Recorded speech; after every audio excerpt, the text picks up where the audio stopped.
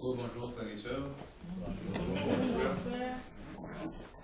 Je veux dire merci à la sœur Marine et la sœur Jocelyne qui se sont occupées de la coordination du culte de ce matin.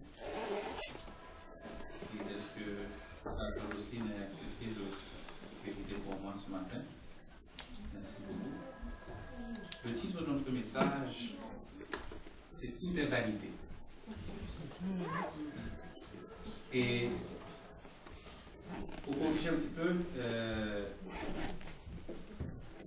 on a fait la lecture de ce matin dans Ecclésiaste.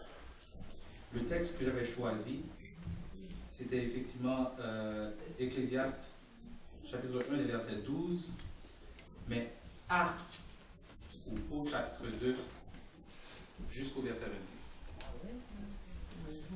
Alors, pour être honnête avec vous, j'aurais voulu pouvoir lire avec vous tout le livre de l'Ecclésiaste ce matin, mais ce n'est pas possible. Donc, j'ai essayé de prendre quelque chose qui pourrait résumer et envelopper tout ce que je veux dire ce matin. Donc, nous allons lire ensemble. Ecclésiaste 1, les versets 12, jusqu'à Ecclésiaste 2, les versets 26. Le verset 26.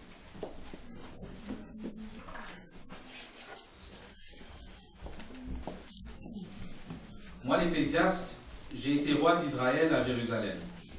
J'ai appliqué mon cœur à rechercher et à sonder par la sagesse tout ce qui se fait sous les cieux. C'est là une occupation pénible à laquelle Dieu soumet les fils de l'homme. J'ai vu tout ce qui se fait sous le soleil. Et voici, tout est vanité et poursuite du vent. Ce qui est courbé ne peut se redresser et ce qui manque ne peut être compté. J'ai dit en mon cœur, voici, j'ai grandi et surpassé en sagesse tous ceux qui ont dominé avant moi sur Jérusalem. Et mon cœur a vu beaucoup de sagesse et de science. J'ai appliqué mon cœur à connaître la sagesse et à connaître les sottises et la folie. La sottise et la folie. J'ai compris que cela aussi, c'est la poursuite du vent.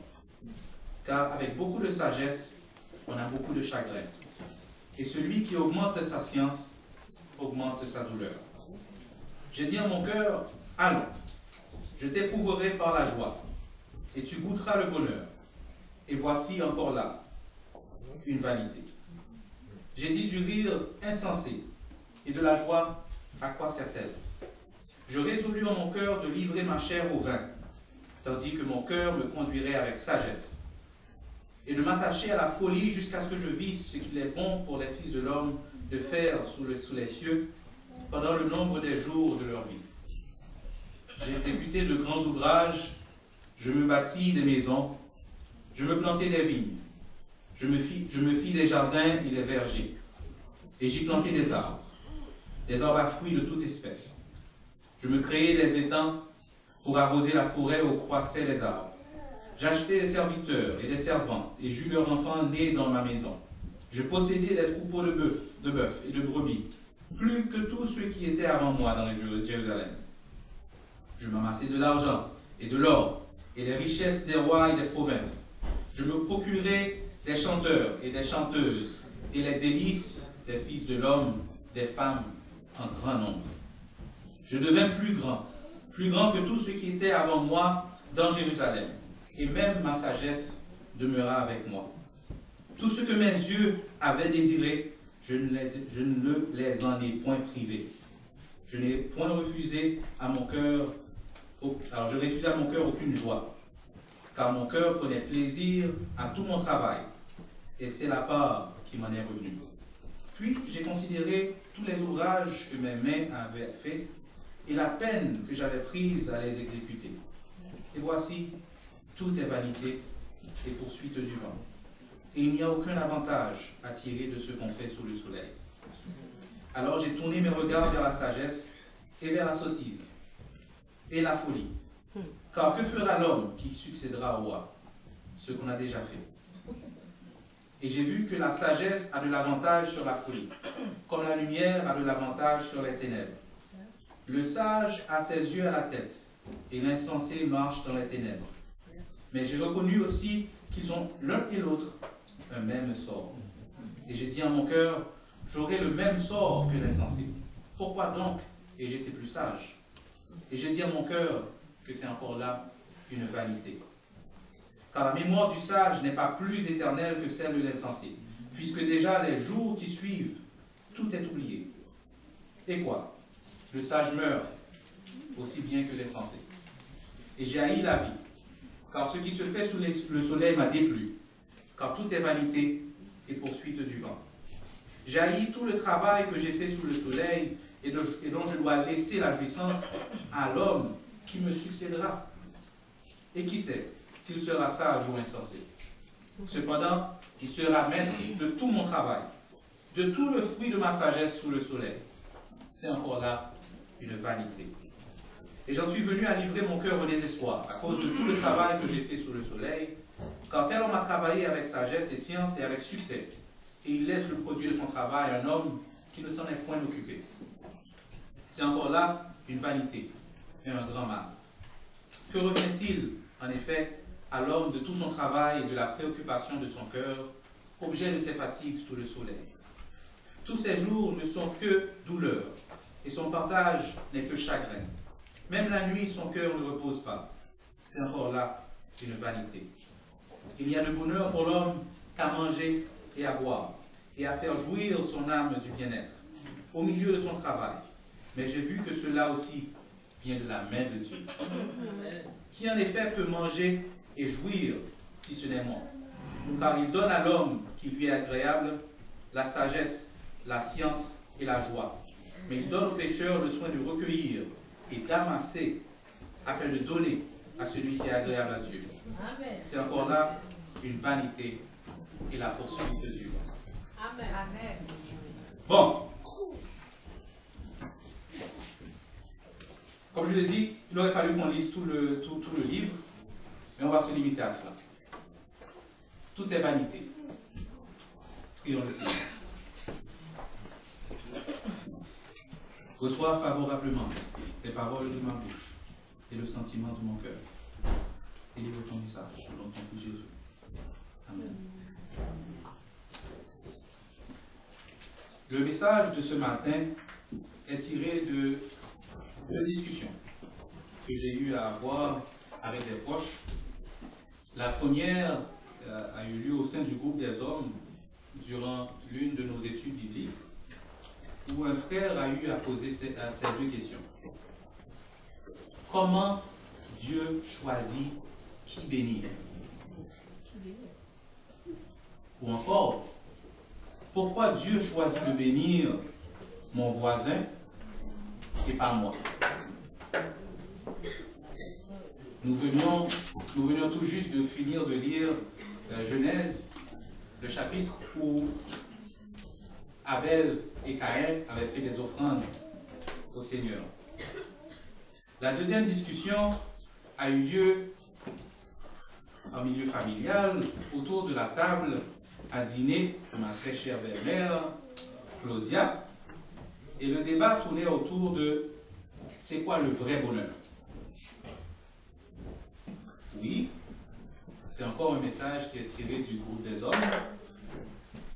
Oui, je fais la promotion du groupe des hommes, auquel j'invite tous les hommes de l'Église à nos réunions. D'ailleurs, la prochaine, c'est dimanche prochain, le deuxième dimanche de chaque mois. Et non, ce n'est pas une invitation à manger chez le pasteur.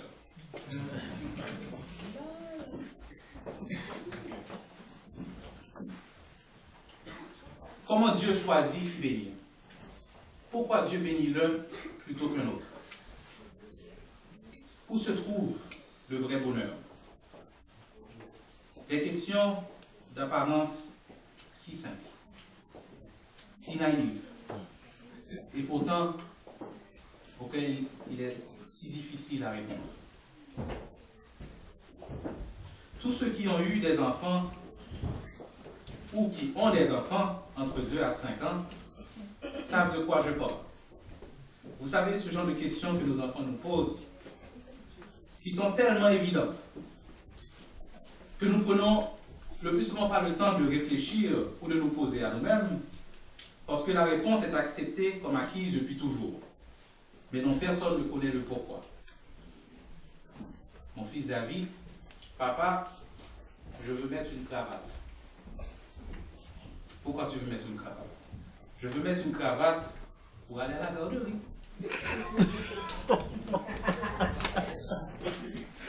Non, Xavier, on garde la cravate pour aller à l'église. Mais pourquoi, papa?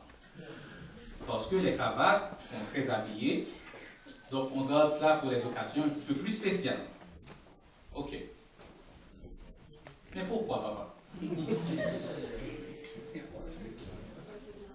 À ce troisième pourquoi, je dis parce que c'est comme ça. Ça a toujours été comme ça. On met les cravates dans les occasions spéciales. Vous voyez et comprenez ce dont je crois je parle. Nos questions à nous sont un petit peu plus différentes. Il y a une petite nuance. Parce que à ces questions, nous pouvons trouver les réponses dans la Bible. Nous avons donc des réponses à nos questions. Dans Jean 15, 7, le Seigneur nous dit, si vous demeurez en moi et que mes paroles demeurent en vous, demandez ce que vous voulez et cela vous sera accordé. Dans le psaume 37, verset 4, on dit, fais de l'Éternel tes délices et il te donnera ce que ton cœur désire. Il y en a d'autres. On nous dit que les écluses des cieux s'ouvriront pour nous, enfants de Dieu, n'est-ce pas? Notre problème ici, donc, ce n'est pas la réponse à la question. C'est plutôt le vide qui demeure, même lorsque nous avons la réponse. Je ne sais pas si vous suivez ce que je dis. Amen. La réponse n'est pas notre problème, mais c'est que le vide causé par la question n'est pas comblé par la réponse. Et ce n'est pas parce que la réponse n'est pas correcte, mais plutôt, dans notre petitesse, nous n'en saisissons pas toute la dimension. Notez que je dis la réponse, parce que pour moi, la réponse aux trois questions peut être la même chose. Étant donné que nous connaissons déjà notre réponse, ce matin, nous allons juste prendre le temps de réfléchir sur ce qu'elle signifie pour chacun d'entre nous. Parce que ce qui va être complexe avec cette réponse, c'est qu'elle se concrétise ou se matérialise de façon différente chez chacun d'entre nous. Nous allons développer plusieurs points. Et pour ce faire, comme je l'ai dit, j'ai lu moi-même en plusieurs fois le livre d'Ecclésiaste pour aller chercher des éléments de réponse. Vous comprendrez bien entendu, et s'il vous plaît, souffrez, que probablement comme beaucoup d'entre vous, certains passages m'ont laissé perplexe. En d'autres termes, on va lire, on va comprendre ni en haut, ni en bas, dans sa voulait dire. Et on va utiliser Jean 15, 7 comme point de référence. Et nous allons de temps en temps faire référence à l'Ecclésiaste pour comprendre ce que la sagesse qui y a là-dedans veut nous apprendre. On va prendre la première partie du verset. Si vous demeurez en moi et que mes paroles demeurent en vous. Et on va s'arrêter là. Et pour compléter le verset, moi je vais ajouter ce à quoi Dieu s'attend de nous n'est pas nécessairement ce à quoi nous pensons. Donc on va reprendre. Si vous demeurez en moi et que mes paroles demeurent en vous. Et on ajoute ce à quoi Dieu s'attend de nous n'est pas nécessairement ce à quoi nous pensons. Comment cela? Avant d'aller plus loin, nous allons aussi prendre le temps de faire la distinction entre ce qui est bien et ce qui est normal.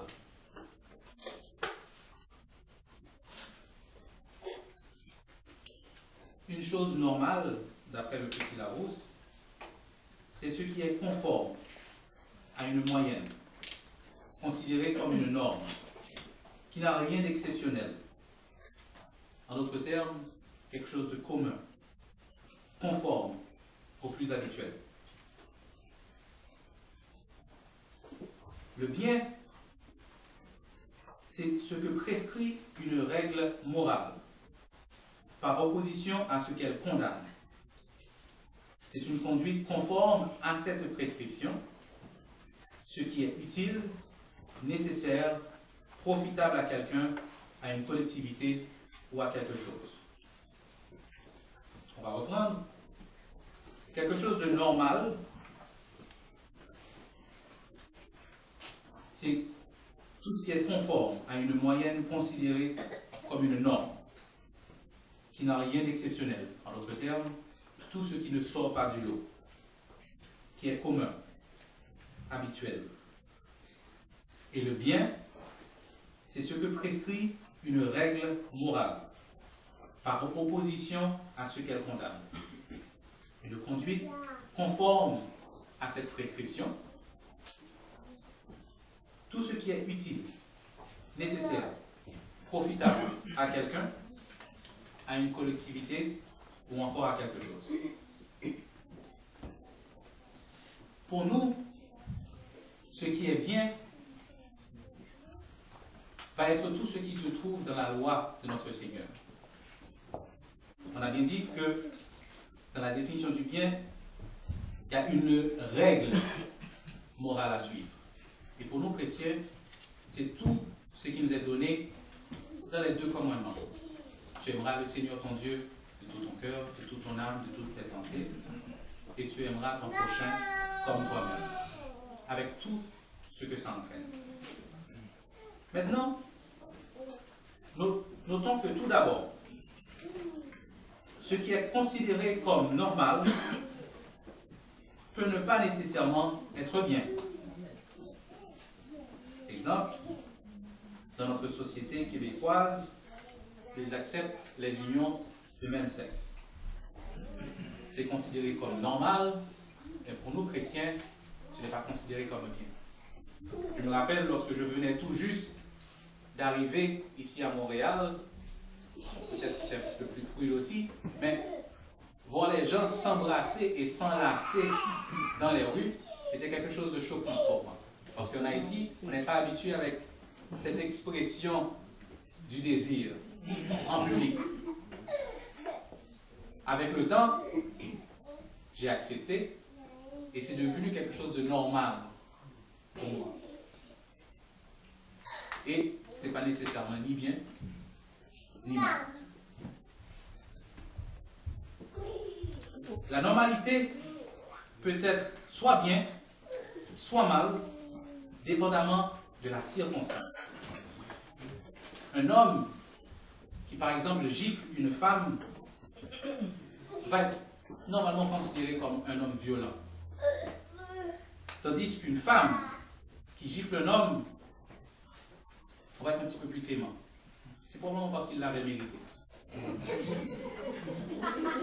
La gifle de la part de la femme va être beaucoup plus acceptée que de la part d'un homme. Ça reste une gifle, mais à cause de la circonstance, l'acceptation ou la perception que nous avons de la situation change. L'inverse est aussi vrai. Ce qui est considéré comme bien ne va pas toujours être normal. Nous luttons, nous-mêmes chrétiens, chaque jour à ne pas nous conformer au siècle présent, aux habitudes, aux mœurs de ce monde. Et tout, comme pour la normalité, dépendamment de la circonstance, la donne peut changer. Sortir du lot, faire ce qui est bien ou qui doit être fait, peut parfois nous mettre dans des situations embarrassantes dans notre milieu de travail. Dans le travail que je fais, on vend des investissements, il y a des règles à suivre. Mais dépendamment de la circonstance, et bien entendu, si le client a vraiment beaucoup d'argent, on peut se permettre de déroger un petit peu à la règle ou de ne pas être trop strict, qu'ils disent.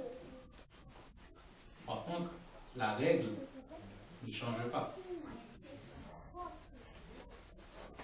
Nous avons tous écouté la commission Charbonneau à la télévision et beaucoup d'entre eux disaient que lorsqu'ils sont arrivés en poste,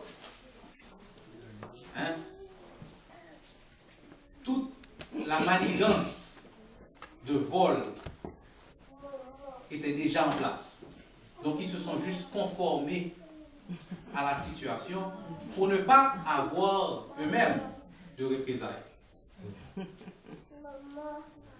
Et étonnamment, c'est considéré comme politiquement correct.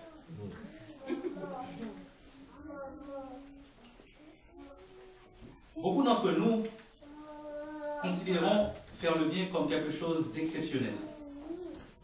Et exceptionnel à un point tel que Dieu lui-même se doit de nous bénir en guise de récompense. Du moins, disons que nous nous comportons comme tel.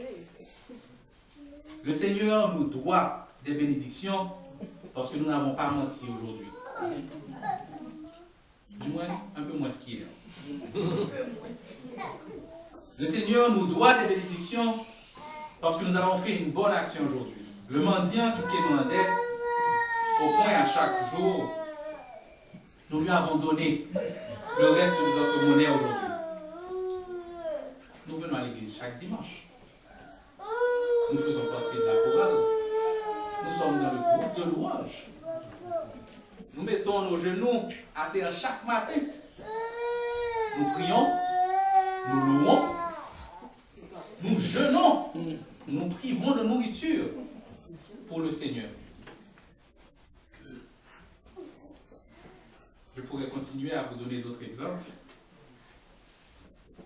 Et nous oublions que nous faisons le bien. Parce que tout d'abord, c'est le bien. Et que lorsque nous sommes habités du Saint-Esprit de Dieu, sous le poids de l'oppression, ce sont inévitablement les fruits de l'Esprit qui doivent sortir. Amen. Pas ce qui est considéré comme normal par tout un chacun. Pas ce qui est considéré comme bien vu, accepté de tous.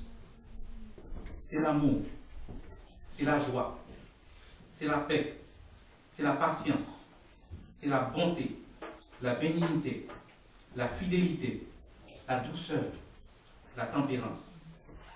Galates 5, verset 22. Nous faisons ce qui est bien parce que dans la sincérité de notre service, ce qui est bien nous rapproche de notre Seigneur et nous met dans les lignes de sa volonté. En d'autres termes, là où je veux en venir, c'est que faire le bien devrait être notre normalité à tout chrétien et non constituer un exploit. Mais ce n'est pas facile. Parce que la ligne qui sépare les deux est très fine. Et nous nous retrouvons à faire le bien parfois pour recevoir des bénédictions. Nous nous forçons à faire certaines choses pour être dans les bonnes grâces du Seigneur.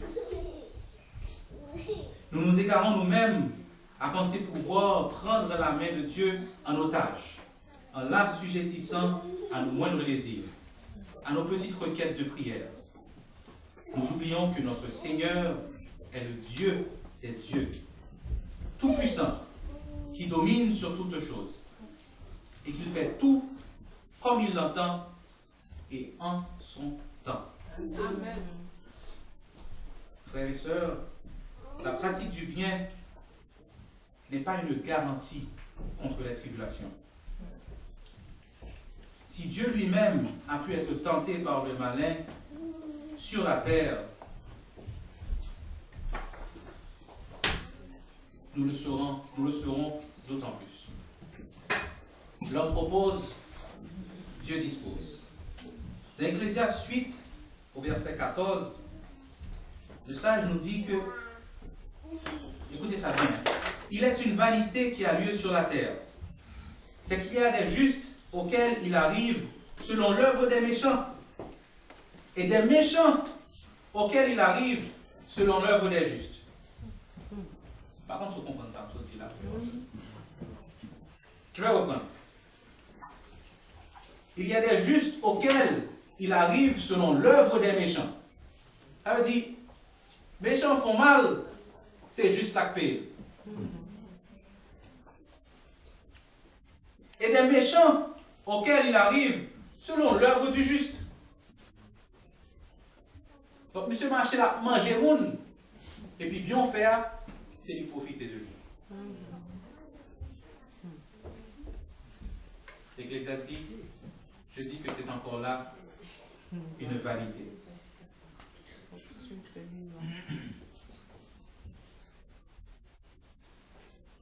Une méchanceté peut donc être payée par un juste, tout comme une bénédiction peut être jouie par un méchant. Car c'est par grâce que nous sommes sauvés, par le moyen de notre foi. Et cela ne vient pas de nous, c'est un don de Dieu. Éphésiens 2, verset 8. Le bien n'a donc rien à voir avec nos bénédictions. Dieu bénit, point barre. Veuillez aussi noter que bénédiction supplante tous nos préjugés. Préjugés de race, de classe, de couleur que nous pouvons avoir.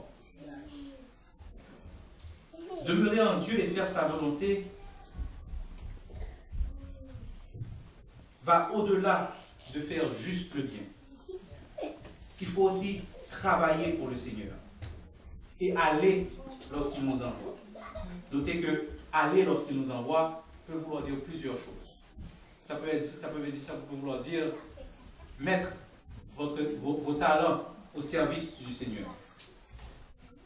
Jonas était un homme de bien, mais en refusant de faire ce qui lui avait été demandé par le Seigneur, il a failli laisser sa vie. Le bien est la normalité du chrétien et non un exploit. Nous allons prendre maintenant la deuxième partie du texte que nous aimons beaucoup, parce que ça répond à nos désirs les plus basiques, n'est-ce pas? Demandez ce que vous voulez, et cela vous sera accordé. Et je vais ajouter, ce à quoi nous attendons de Dieu n'est pas nécessairement ce qu'il veut nous donner. Donc, on va reprendre. Demandez ce que vous voulez, et cela vous sera accordé, auquel nous ajouterons, ce à quoi nous nous attendons de Dieu n'est pas toujours ce qu'il veut nous donner.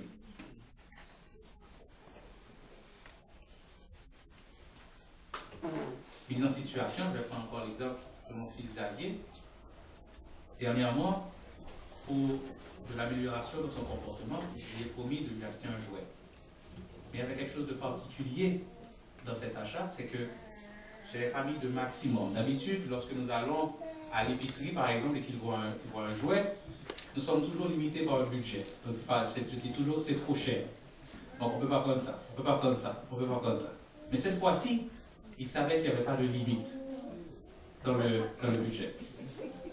Donc, il arrive dans la ligne des jouets. La première réaction, il prend le premier jouet qui est en face de lui. Il met dans la barre.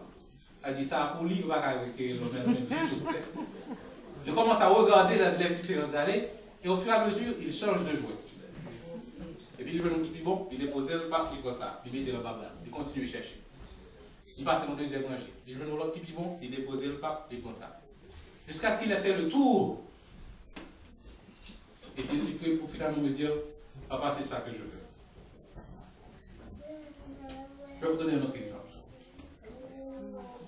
L'autre jour, je sors du travail, ça fait quand même 2 mois, parce que je crois que c'est à cette époque que j'étais aussi haut. Je vais m'acheter des surettes, j'aime beaucoup les surettes chez Couche-Tard. Et puis j'arrive, et puis le monsieur me demande, est-ce que vous voulez acheter aussi la loterie? C'est à 52 millions aujourd'hui. 52 millions! Il me dit, je paie mes dettes, je m'achète une belle maison, une belle machine, mais les madames m'achètent l'autre machine. C'est quoi que tu veux faire? Puis toujours être 51 millions.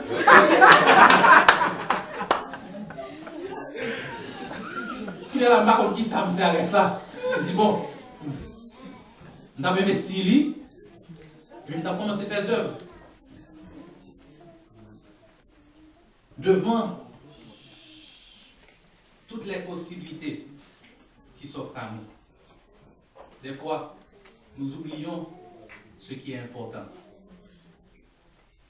ce qui est nécessaire, ce qui va durer.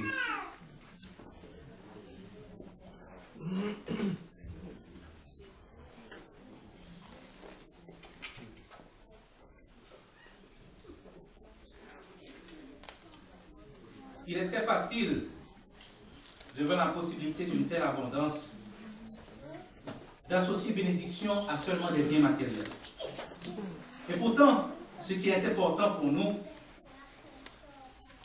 des belles maisons, des belles voitures, une belle femme, un beau mari, un bon travail, la santé, une belle famille, n'est pas nécessairement ce que Dieu veut pour nous non plus. On aura beau regarder notre voisin et envier ce qu'il possède, tout autant que ce n'est pas dans la volonté du Seigneur, c'est très possible que vous ne l'ayez jamais. Des fois c'est à cause de nous, des fois c'est pas à cause de nous. Jean Jolin me dit, ah, si des machines ça, trois belles garçons. Même j'ai l'impression que je ne pas trop belles garçons. Parce que si trois belles garçons, peut-être pas la plage, le matin, vous pouvez chez vous, je continue à faire.